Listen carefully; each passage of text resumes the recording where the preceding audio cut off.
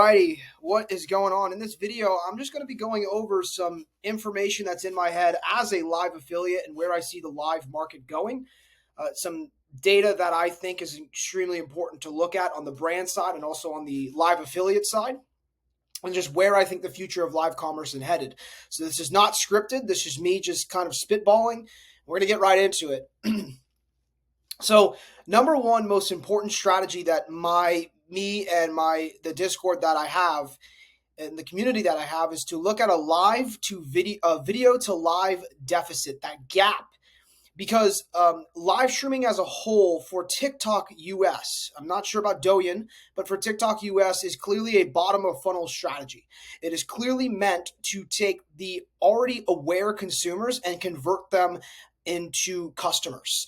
And it is not our job to take them from unaware to aware. It is our job to take them from already aware to converted through implied scarcity, urgency, storytelling, social proof, and a couple of other things. Now, I do think that lives in the US will eventually lead to very entertaining, very retention based, almost like a framework for a live, like we saw Jeffree Star. I think it'll evolve to the point where you have to do constant different angles, and every 5 minutes there's a new giveaway, and there's a new product coming, and we're going to do this one, and there's a product launch, and it's going to be on live stream. And I think there's a lot of opportunity for like an actual framework for how a live should be run. But right now, it's about bottom of funnel. It's about converting the already aware consumers. And so as a live affiliate, a top live affiliate, I look for multiple viral videos and a very, very small live revenue. So if you have $1 million in videos generated and you only have 50,000 in live revenue, what that means to me is that no one has came in and been a consistent streamer for the brand, and it's time for me to come in and scoop up a bunch of revenue, because you only made $1 million as the brand in terms of product sales, which means that you didn't convert the other, however much the e-commerce standard is, you didn't convert $10 million of all those customers who are aware of your brand. And so that's where live streamers come in and scoop up those low-hanging fruit. Now, I coined something called the live frenzy. It is a live streamer acquisition strategy to gain dozens and dozens of live streamers practically overnight. I've seen the e-commerce brands on my LinkedIn and some Twitter talk about bots and how they can reach out to thousands of affiliates. That's very cool, but it reminds me of boring marketing strategies.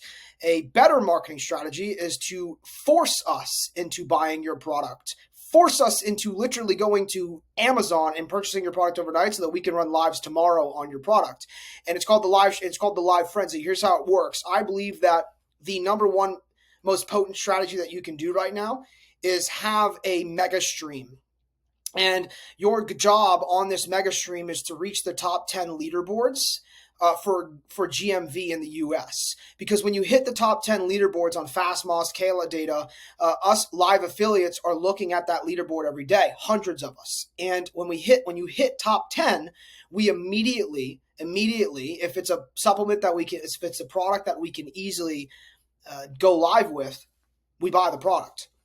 And so that is how I found collagen and ended up doing 100,000 in a month. That is how a lot of my Discord community members, my community members have crushed it with collagen, is they found it on Calidata as a top 10 trending product, and they ordered it and they went live with it. And it's not because they reached out to us. It's because we were almost forced because we saw the top revenue generators. And so the live frenzy is when you go live for a long time and you pump it with ad dollars. Your goal is not to make money on the stream. I already mentioned in the end, so fair warning. But anyway, live strategy. Your goal isn't to make money. Your goal is to, if you have to spend 10 grand to get someone to the top 10, cool. It doesn't even matter if they didn't make the money back. The point is you're trying to get to the point so that when you reach top 10, then hundreds of affiliates overnight buy your products and go live with it. That's the live streamer acquisition strategy. It's not about profit. It's about getting a mega stream to the top 10. Trust me. One of the things that I saw about micro ingredients, which is interesting, is micro ingredients has this username named Save Big Stacks. And Save Big Stacks, from the very, very early on, she started running live streaming from like the day micro ingredients started on TikTok Shop. And it's very interesting to me that they've been running like 3, 5, 7 hours every single day consistently nonstop for since it started. And that that raises some suspicion as to if they were hired or what's the deal with that.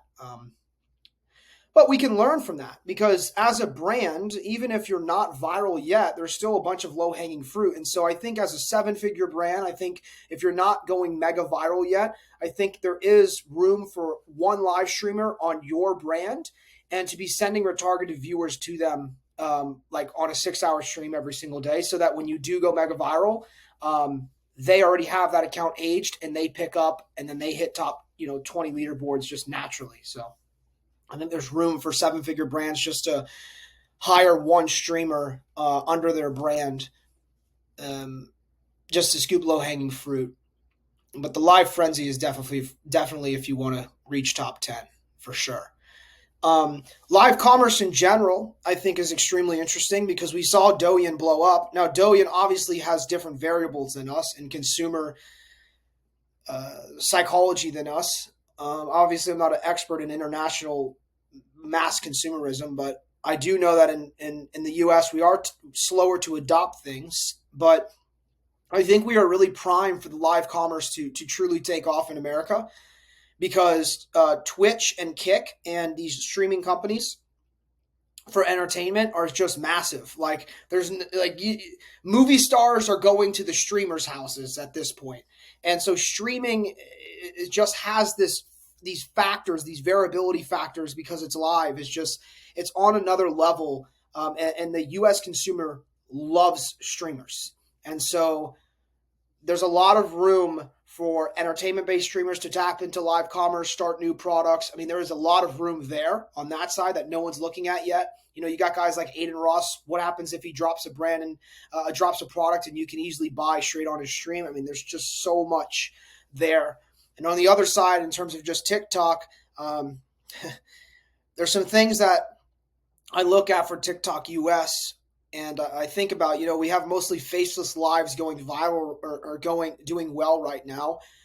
But those of you who are watching who are TikTok employees, I think I might be right when I say that you guys are more in the data testing stage, and that once you enter into a new phase and you're ready to start really shifting the market how you want it based on the algorithm, I think we will move towards more face professional based studios. But professional based studios will not fully take over because social live commerce is social for a reason.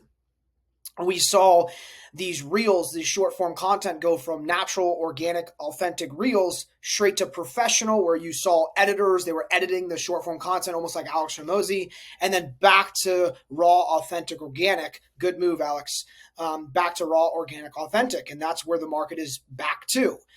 And I think it's might be the same trend for TikTok Shop, but not really. I think that there'll always be girls who want to talk to normal girls who aren't famous.